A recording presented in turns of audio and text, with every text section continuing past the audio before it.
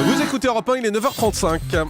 Le journal des médias avec Thomas Joubert, un peu de retard dû à la page spéciale sur Laurent Ruquier. Bonjour et Thomas. Beaucoup d'actualités ce matin aussi dans ce journal des médias avec David Pujadas qui présente une édition spéciale du 20h ce soir. Une révélation stupéfiante des candidats de Love Story fumaient de la drogue dans l'émission d'M6. Et puis M. Pokora refuse Rising Star. Et on commence donc avec David Pujadas qui présentera un 20h spécial ce soir en direct de Crimée. Le journaliste sera en direct de la petite république autonome d'Ukraine ce soir après le référendum d'hier. Il est arrivé sur place dès samedi. Ce soir, il lancera différents sujets sur la situation dans le pays. À Paris, son joker, Julien Bugier, présentera les autres titres. Un déplacement qui intervient alors que le 20h de France 2 cherche un nouveau souffle car l'écart se creuse avec celui de TF1. La semaine dernière, des rumeurs évoquaient même son remplacement à la rentrée. Rumeurs démenties pour le moment. M. Pokora ne fera pas partie du jury de Rising Star sur M6. Oui, le chanteur a refusé de devenir juré du futur télécrochet d'M6 selon les informations de Télé Loisirs. Dans les prochaines semaines, son emploi du temps va se partager entre la tournée de la comédie musicale Robin des Bois jusqu'à fin juin et la préparation d'un nouvel album pour la fin de l'année. Officiellement, M. Pokora n'aurait donc pas eu le temps. Officieusement, il n'avait pas non plus très envie de rejoindre cette émission. Révélation surprenante d'Alexia Laroche-Joubert à propos des candidats du Loft. L'ancienne productrice de Loft Story sur M6 indiquait que des candidats ont bien consommé de la drogue hors caméra dans la fameuse salle CSA du Loft. Interview dans l'émission Média de Canal+ samedi midi. Alors, je dis toujours qu'il y a une salle qui est atroce dans les programmes de télé-réalité, c'est la salle CSA. Donc c'est une salle qui n'est pas filmée, sauf pour des raisons de sécurité. Il y a quand même une caméra de surveillance, mais elle n'est pas filmée. Et enfin, quand toutes les grandes stratégies, tout ça. Donc oui, on sait qu'ils ont fumé du shit, mais là, dans la mesure où c'était un lieu clos, où il n'y avait pas d'intervention de la production, etc., je considère que ça fait partie de leur domaine privé. Voilà, plusieurs questions se posent tout de même après ces révélations. Comment les candidats se procuraient du cannabis vu qu'ils étaient coupés du monde?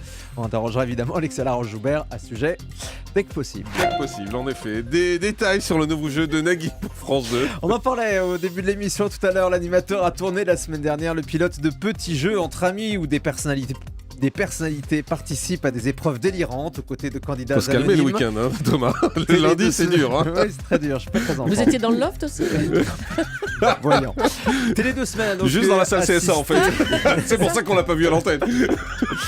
Télé 2 semaines a assisté au tournage du jeu de Nagui récemment. Le magazine révèle un décor composé de Rubik's Cube géants, de dés, de pièces d'échecs, de briques, de Lego. Parmi les épreuves, le dessin sans lever de crayon, le doublage d'extraits du JT, des chansons mimées.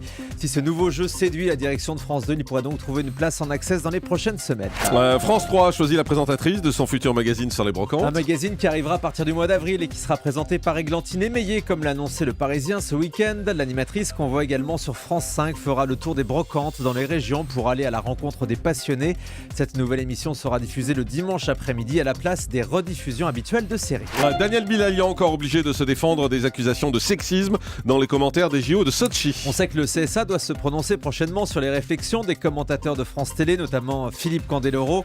Le patron des sports de France Télé révèle qu'il a déjà eu l'occasion de s'entretenir avec Sylvie Pierre Brossolette du CSA et Daniel Bilalian en profite pour tacler une émission qu'il trouve beaucoup plus sexiste, Les Reines du Shopping sur M6. Écoutez, c'était dans la Médiasphère sur LC. Moi, j'ai parlé avec... Je lui ai parlé, ça tombe bien, l'autre jour au téléphone. Je lui ai expliqué que, bien sûr, il y avait peut-être une maladresse, mais quant aux propos sexistes ou aux attitudes sexistes, elles existent sur les chaînes privées largement plus que chez nous. Quand je vois, par exemple, l'après-midi, une émission sur le shopping où on voit des jeunes femmes qui ont l'air d'avoir un pois chiche à la place du cerveau en train de déambuler dans les rues, je pense que c'est largement aussi sexiste qu'une réflexion comme celle-là, même plus. Hein. Une jeune femme avec un pois chiche à la place du cerveau, c'est ça, déambuler dans les rues. Une présentatrice météo de BFM TV se présente au municipal. Fanny Agostini, elle est présente sur une liste d'union de la gauche du candidat sortant à la Bourboule en Auvergne d'où elle est originaire.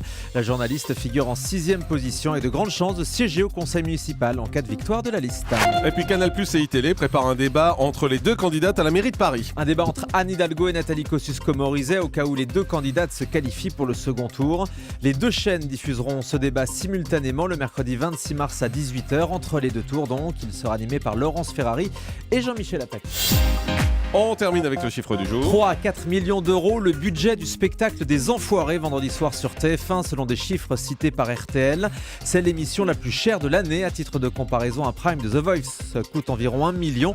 Mais si les Enfoirés coûtent beaucoup d'argent, ils en rapportent aussi énormément. L'an dernier, le spectacle a permis de rassembler 26 millions d'euros grâce à la vente des CD et des DVD. Merci beaucoup Thomas. Et puis je vous signale également un numéro inédit de Crime ce soir sur Énergie 12 que je vous présenterai avec un reportage, une enquête sur une tuerie incroyable en plein centre de Tours. Plusieurs victimes, ça s'est passé en 2001. On est revenu sur cette affaire. Vous allez voir, c'est assez passionnant. C'est à 20h50 donc sur Énergie 12. Le grand direct des médias, Jean-Marc Morandini.